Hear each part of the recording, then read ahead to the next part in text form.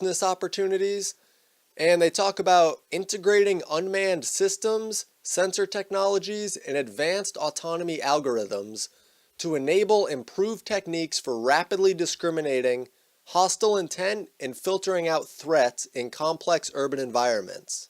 Basically, they want to figure out how well an AI drone can quickly and accurately differentiate between a criminal and a bystander or a victim in a city.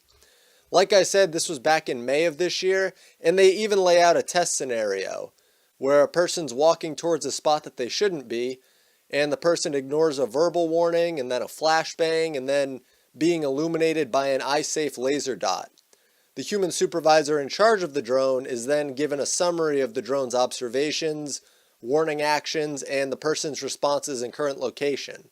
So according to DARPA, the idea isn't to have drones actually hunting people in the same sense that you'd hunt an animal, but rather to have them observing everything that people do and then notifying authorities.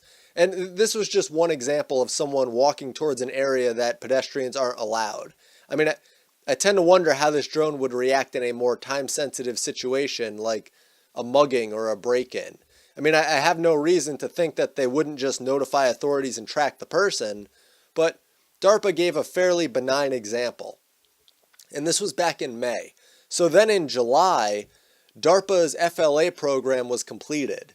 That stands for Fast Lightweight Autonomy. And this project was started back in 2015.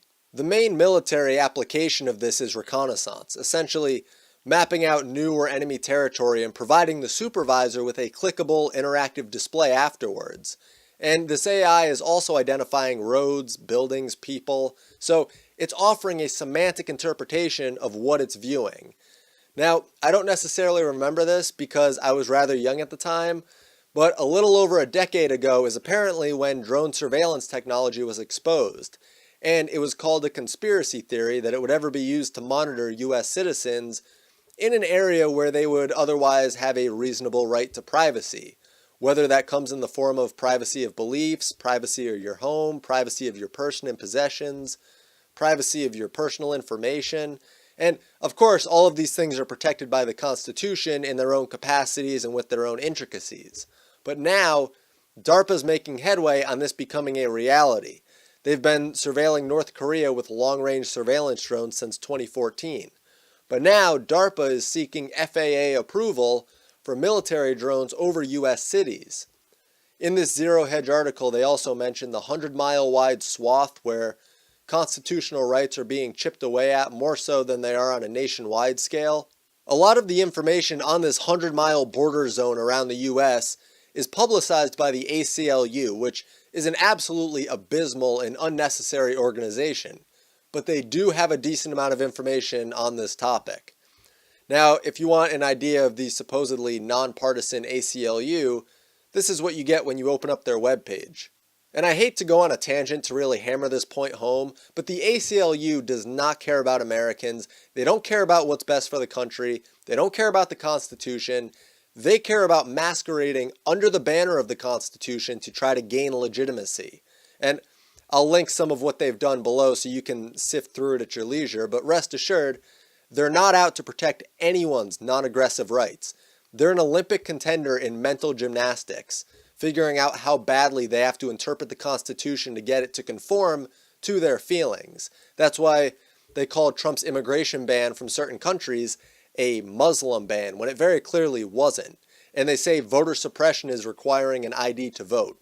And it only gets worse. So if you're going to check out what they call accomplishments, buckle up, because it's a pretty rough and mind-numbing ride. So enough on the ACLU though. The regulations for this 100-mile border area were adopted by the DOJ in 1953, and they violate the Fourth Amendment in some cases where border agents perform a criminal search during an immigration checkpoint without any reason.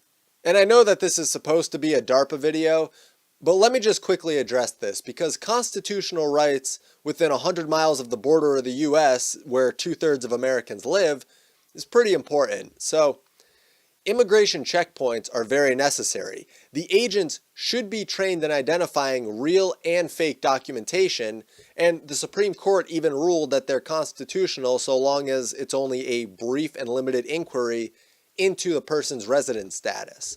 And I wouldn't say that the Supreme Court is the ultimate arbiter of right and wrong by any means, but they got this one right. The issue comes when they use immigration as an excuse to illegally search people for other things. That is a violation of the Constitution, and the penalty for that should be far more severe, but that gets swept under the rug. And this ties into the drone story because the drone is a method of surveillance. Can these drones operate in the 100-mile border zone? Can border agents use what they find on the drones as reason for further searches? Do the constitutional rights of people change in the border zone? I mean, much of the problem the ACLU has, aside from their issue with immigration checkpoints in general, can be solved by holding the DHS more accountable for their border agents and making sure that they have probable cause to search someone beyond just inquiring about their residence status. But the ACLU wants to say that because the system is being poorly regulated, the entire system needs to be torn down. Rather, people just need to be held accountable for violations. So as far as this 100-mile border zone goes, it's certainly something to be hyper-vigilant about and keep a close eye on with these surveillance drones.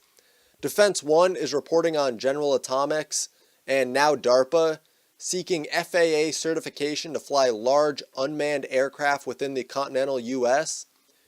And they mention one use is to ferry people to offshore oil rigs. Currently, Predator drones are only allowed to fly over the US in a handful of largely unpopulated areas along the US-Mexico border. The FAA is working to change those guidelines, and the stated goal is 2030, although they're hoping to have this done by the mid-2020s. That's less than a decade to the mid-2020s, and I'm all in favor of keeping America safe, but as with most of DARPA's technology, the stated use is often very benign, and it's used to get people accustomed to something rather than just going in with a belly flop. I mean, the first move was to deny drone surveillance in the US. They had to keep the idea of drones in cities out of people's vision for a decade or so. And now they're talking about it for the purpose of non-military jobs, despite the fact that this technology is used for global conflict purposes in the Middle East, North Korea, and several other places. And as with most of my DARPA videos, the real message is that we need to keep an eye on this technology. I mean, it's not currently being used in a malevolent way in the US, but it can be very quickly. The FAA is that ticket, and from everything that I've presented here, I'd be shocked if this doesn't develop into a more serious situation. Now, seeing as the FAA is working with DARPA and General Atomics to change FAA regulations, I wouldn't normally recommend this, but I've linked below the DOT Office of the Inspector General to contact them and urge them to not allow any company to fly large unmanned aircraft within the continental US for surveillance purposes. There's a phone number, an email address, a mailing address, and also an online form you can fill out. I'm not saying that it's the best route to take, and this contact page isn't even necessarily for this purpose, but it's the best that I could find. I mean, nowhere on the FAA website is there a contact page for general questions or concerns. So go straight to the DOT OIG. And the Federal Aviation Administration is part of the DOT. So that's really all for this video. I hope that you found it helpful.